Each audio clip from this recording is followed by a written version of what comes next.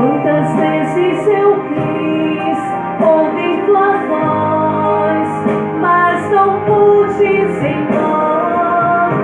Eu estava ocupada demais.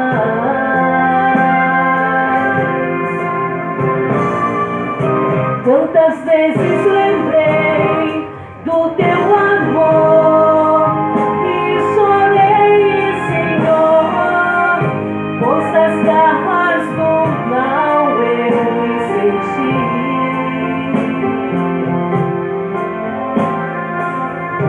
Quão distante eu estava de ti.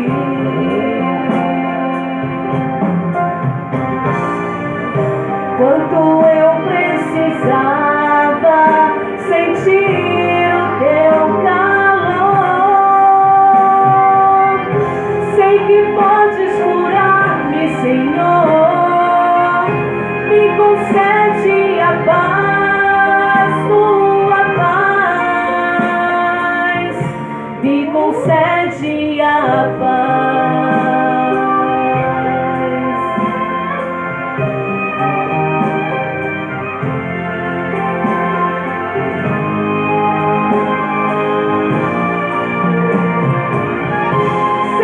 Podes curar-me, Senhor.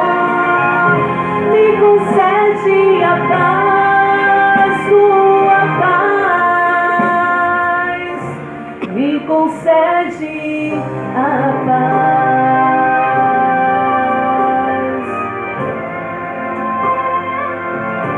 Me concede a paz.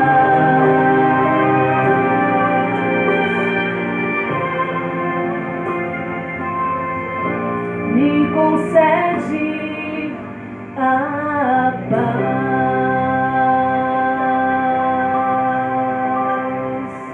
Amém. Amém. Isso é tudo que nós precisamos. A paz. Que Deus seja louvado.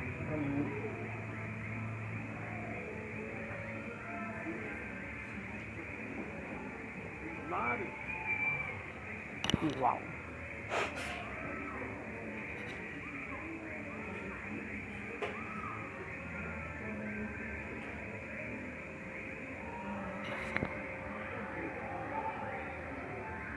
Boa noite. Boa noite. Que bom que cada um de vocês está hoje aqui na casa do Senhor. E com certeza Ele tem algo maravilhoso para entregar a você através da sua palavra hoje. Amém. Hoje nós vamos estudar um livro maravilhoso. Um livro não, né? Porque ele é muito grande. E eu acho que precisaria de uma semana de oração para tratar desse livro. E talvez a maioria aqui já tenha ouvido muitas e muitas vezes essa história. Mas o Senhor, Ele renova as nossas esperanças que às vezes estão apagadas. E por isso, sempre que nós estivermos sem esperança e nos perguntando por quê, existe na Bíblia um livro chamado Livro de Jó. E esse homem que não sabia, mas a sua história chegaria até nós hoje, para servir de esperança. Vamos então abrir o nosso livro, o livro de Jó, e você vai ficar com ele aberto. Nós não vamos ler os 48 capítulos, né? Por isso que eu disse que precisaria de uma semana de oração, porque a história é longa e é maravilhosa. Mas eu queria que você abrisse em Jó, capítulo 1, a partir do versículo 1. Vamos saber quem era Jó.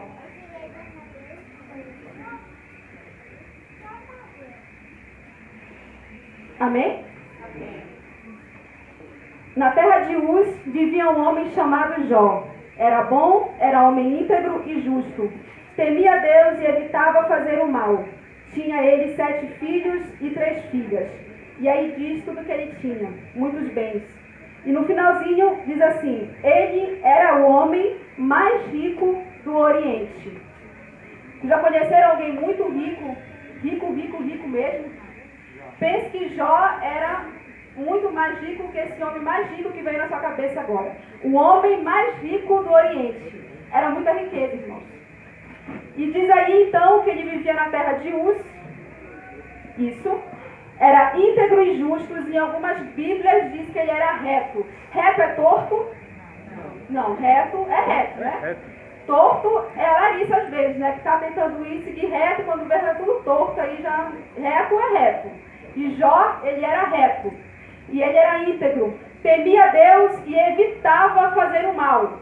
Jó evitava fazer o mal. A Larissa de vez em quando fica lá na beira, dizendo assim, até aqui dá, não é o mal, eu estou perto. Jó não era assim. Jó, ele evitava fazer o mal. Se ele sabia que ali tinha o mal, ele ia lá? Não. Ele não ia lá. E ele tinha 7 filhos e 3 filhas. Mas isso não era problema para Jó, porque ele era o homem mais rico do Oriente, né? Ter filho, às vezes, coitado, para pobre que é ruim, né? Que é muito filho, muito menino para dar de comer, mas para Jó isso não era problema. E ele tinha 7 filhos e 3 filhas.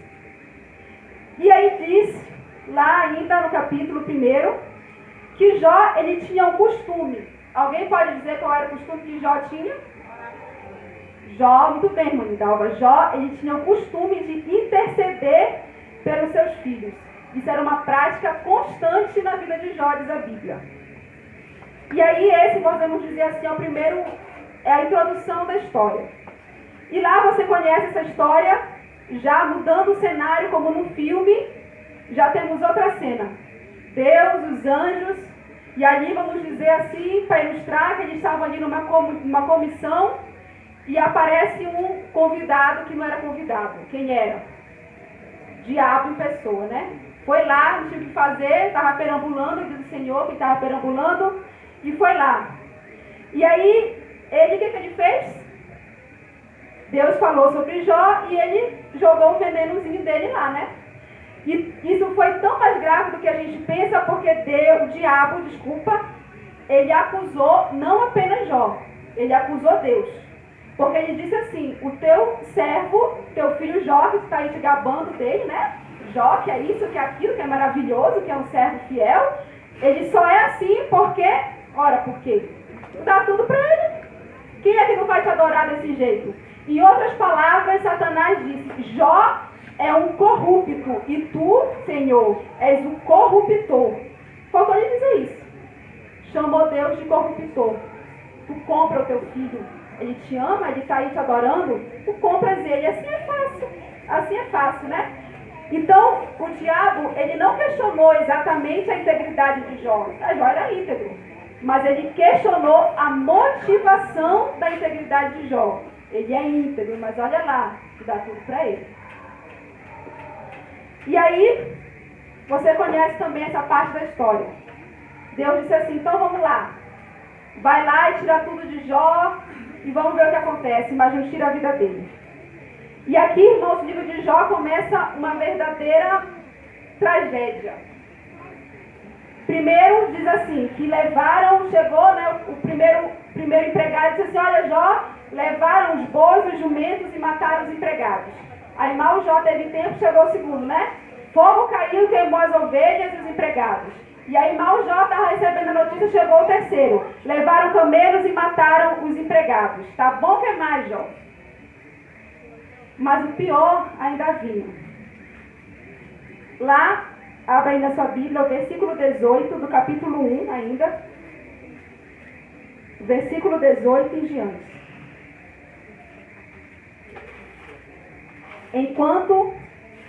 Versículo 18. Enquanto ele ainda estava falando, chegou ainda outro mensageiro e disse, seus filhos e suas filhas estavam num banquete, comendo e bebendo vinho na casa do irmão mais velho.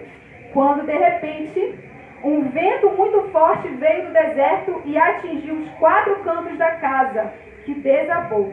Eles morreram, e eu fui o único que escapou para lhe contar. Eu acho que só aí já dava para acabar com tudo, né? Já bastasse todos os bens. Acho que a pior notícia que chegou a Jó foi dizer, seus filhos todinhos, de uma vez, morreram tudo. Eu não sou mãe, mas eu imagino que não existe a coisa pior no mundo que ouvir isso. Seu filho morreu. Deve ser a coisa mais horrorosa, mais trágica. E Jó, num único momento, perdeu todos. Ao ouvir isso, versículo 20, Jó levantou-se, rasgou o manto e rapou a cabeça. Então prostrou-se com o rosto em terra em adoração e disse: saí nu do ventre da minha mãe e nu partirei. O Senhor deu, o Senhor o levou. Louvado seja o nome. Em tudo isso Jó não pecou e não culpou a Deus de coisa alguma. Irmãos, eu não sei se eu faria isso. Sinceramente, é muito bonito, mas eu não sei se eu diria isso. O Senhor deu, o Senhor tomou, bendito seja o nome do Senhor. Eu não sei, sinceramente, se eu faria isso. Porque às vezes acontece uma coisa, eu já fico resmungando. Imagina se acontecesse tudo isso. Mas Jó fez isso. E quando eu li isso, eu lembrei, e eu tenho certeza que durante a semana todos vocês acompanharam essa tragédia, que a gente acorda e está falando da tragédia, vai dormir e está falando da tragédia, e é muito triste, é muito triste. E eu estava ouvindo o depoimento de uma mulher, uma das que sobreviveu, e ela disse assim para a repórter: olha, estava eu, a minha filha, meu filho, o filho dela de 1 ano e alguns meses. E a minha irmã, uma irmã adolescente que ela tinha, e meu esposo.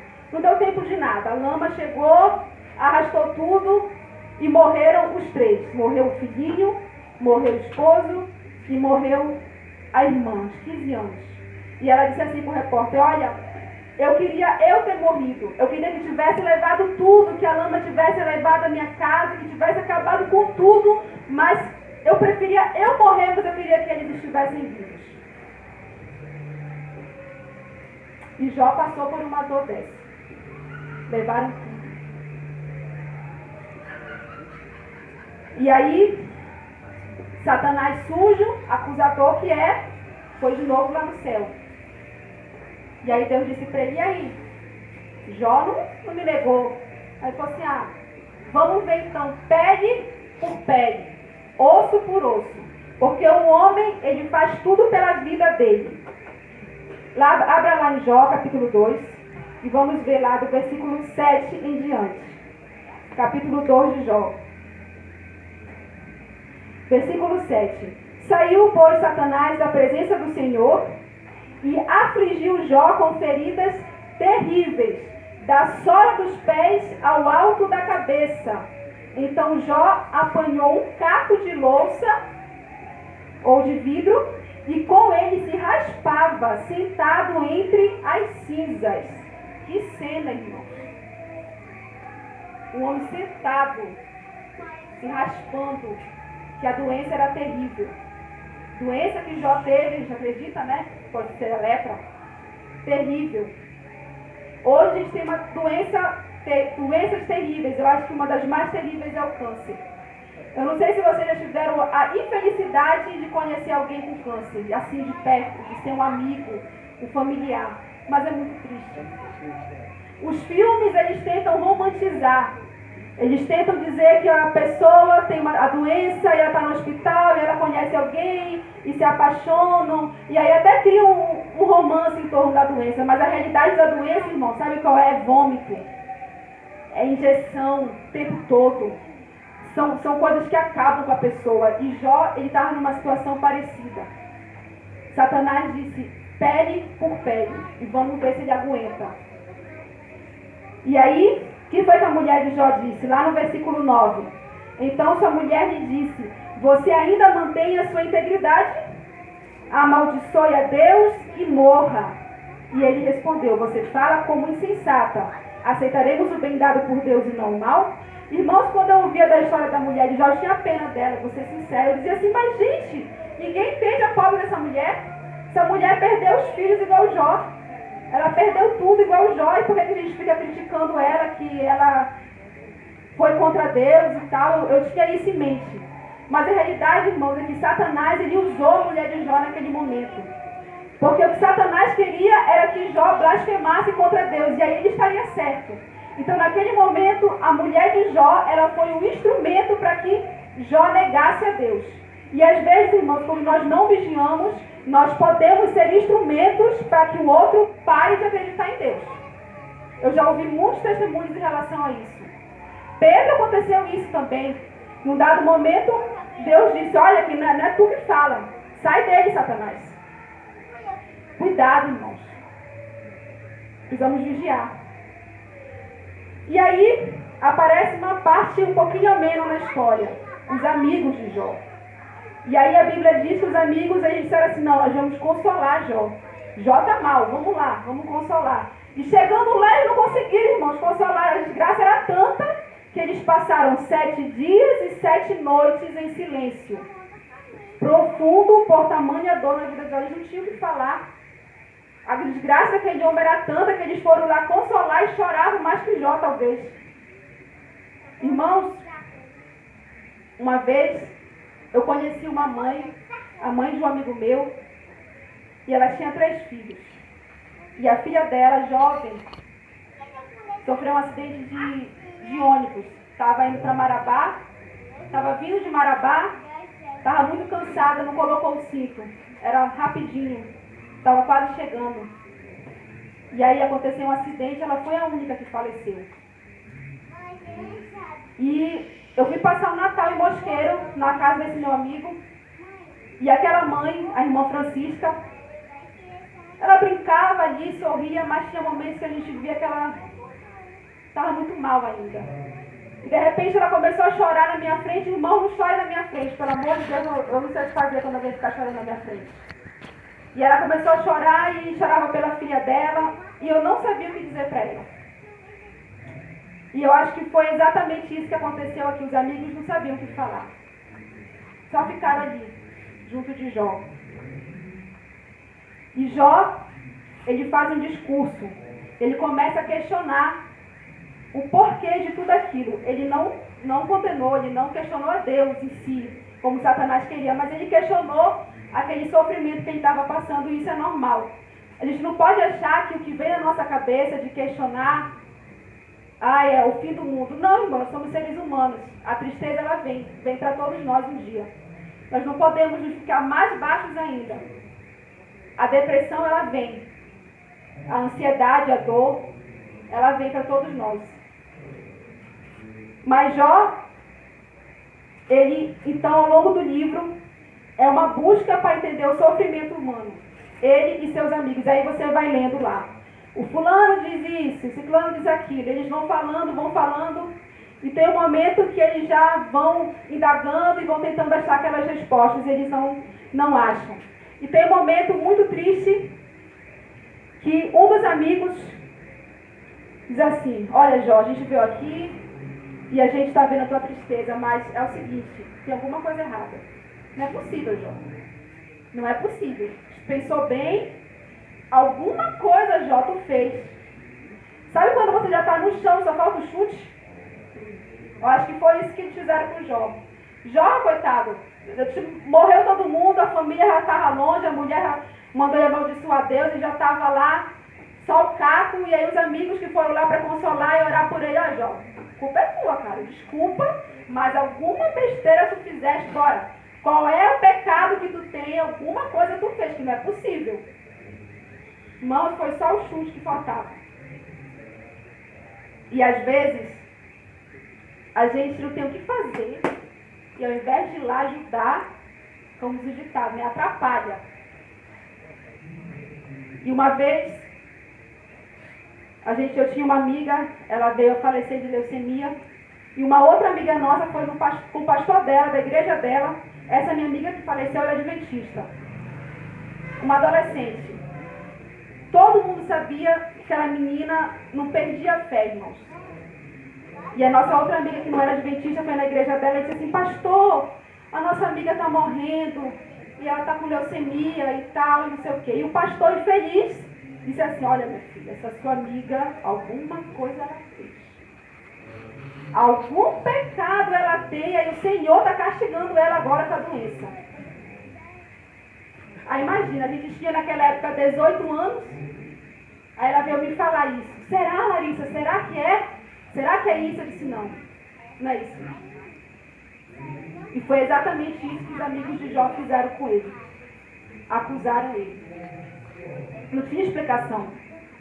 Só que Jó, irmão, se a gente for ler lá na Bíblia, principalmente no capítulo 19, eu acho, Jó, ele tinha certeza da integridade dele. Jó, ele sabia a quem ele servia e ele sabia que aquilo não era castigo de Deus. Jó tinha tanta certeza da integridade dele que ele disse: eu sei que o meu Redentor vive e que no fim se levantará sobre a terra. E ele ainda disse mais: eu anseio de todo o meu coração, ainda que eu esteja aqui só o osso, eu anseio ver a ele. Jó, ele sabia a quem ele servia e ele sabia quem ele era. Mas Jó, ele não ficava em cima do muro. Ele não era da igreja e lá fora ele era outra coisa. Ele não fazia uma coisa e depois fazia outra coisa, não.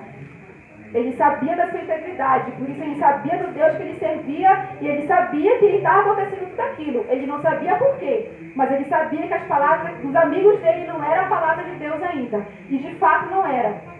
E Deus, já vendo aquilo tudo, tem um momento que Deus resolve falar. E é lindo, irmãos. Se vocês tiverem a oportunidade de ler do capítulo 40 ao 41, Deus fala com Jó. E Deus apareceu através de um vento, de uma tempestade, para falar com Jó. E como foi mesmo, irmãos, que começou a desgraça na vida de Jó? Não foi quando o vento lá derrubou? Irmãos, Deus é tão maravilhoso que Deus usou do instrumento de destruição para falar com Jó. Da mesma forma que a história começou, Deus deu continuidade, mas agora não para destruição, mas para a restauração de Jó. E Deus fala com Jó através da tempestade, através do vento. E Deus começa a perguntar para Jó. Quem já leu sabe que é maravilhoso. E Deus faz perguntas e perguntas para Jó. E nessas perguntas, Deus, em resumo, diz para Jó: olha, Jó, tu não sabe de nada. Eu sempre estive e eu sempre vou estar. E Deus, daquela maneira, consola Jó. E no finalzinho do livro, no capítulo 42, tem lá embaixo o epílogo. O epílogo é o final. É onde acontece o resumo da história toda e o que aconteceu com os personagens. E é maravilhoso, irmãos. Lá no versículo 10 desse capítulo 42. Depois que Jó orou por seus amigos, o Senhor o tornou novamente próspero e lhe deu em dobro tudo o que tinha antes. Irmãos, a partir do momento que Jó começou a orar por aqueles mesmos amigos que tinham falado contra ele, foi que o Senhor começou a curar Jó. Só Deus para fazer isso. E aí diz lá que o Senhor deu tudo em dobro, mas o mais importante, houve perdão e misericórdia na casa de Jó. E a sua vida no final foi o quê? Foi mais abençoada do que no início. Irmãos, nós talvez passemos por situações como as de Jó. São Jós da modernidade.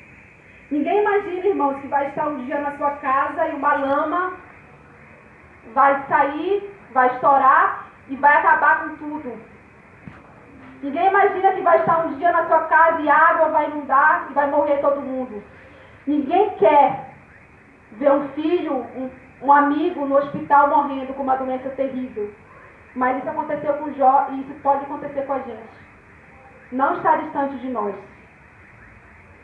Os discípulos, os heróis da fé que estão lá em Hebreus, todos eles passaram por situações terríveis. Irmãos, eu não tenho uma boa notícia. Se ainda não chegou, o sofrimento vai chegar. De alguma forma, o sofrimento vai chegar na sua vida. Só que quando nós olhamos para a história de Jó, nós entendemos que por todo o sofrimento que passamos, nós não estamos sozinhos, porque Deus passa junto conosco. Ele pode não aparecer imediatamente, mas ele está lá. Ele está controlando tudo. E ele diz: até aí tu podes agir, Satanás. Daqui em diante, não mexe com meu filho mais. Assim termina o livro de Jó. Mas, irmãos, eu creio que ainda não terminou. Porque o livro de Jó, ele só vai terminar quando Jesus voltar. Quando Jesus voltar, ele vai ressuscitar e Jó vai entender tudo e vai viver a eternidade. E eu quero dizer hoje que eu não sei qual é a situação, mas a sua história, a minha história, ela não vai terminar assim do jeito que está. Porque Jesus vai voltar ainda. A nossa história, ela só termina quando a gente morre, porque quando a gente morre, Jesus já voltou para nós. Assim, irmão Luciano? Se eu morrer hoje, Jesus já voltou para mim, não é isso? Mas se vivermos até a volta de Jesus, a nossa história só vai terminar quando Jesus voltar. E nem assim terminará, porque nós viveremos a eternidade junto com Ele. Agora, a grande questão é: será que eu vou ser capaz, como Jó, de confiar em Deus, a ponto de dizer, não importa o que esteja acontecendo, eu estou com Deus? Irmão, eu sei que não é fácil quando a situação é desesperadora. Eu já passei por algumas situações, mas eu sei que tem gente que passou por situações muito piores. E muitas vezes, como a mulher de Jó, eu blasfemei contra Deus. Mas hoje eu oro a Deus para que Ele me prepare para as coisas terríveis que ainda estão por vir. Que Ele prepare a nossa igreja, porque não vai ser fácil, irmãos. Coisas terríveis estão por vir na nossa igreja. E se nós estivermos com o pé metade aqui, metade lá, nós não vamos ter a força de Jó. Irmãos, nessa noite Deus diz: não perca a sua esperança. Confie no Senhor. O meu Redentor vive e por fim se levantará. Você crê nisso? Amém. Então vamos ficar em pé.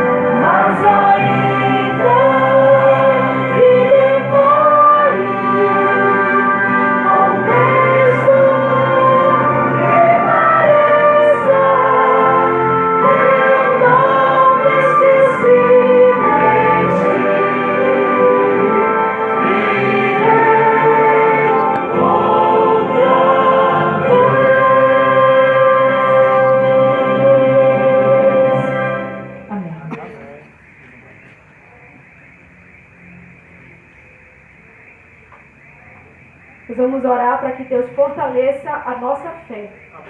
Não importa o que aconteça na nossa vida, nós precisamos ter fé. Irmãos, o tempo não é de duvidar.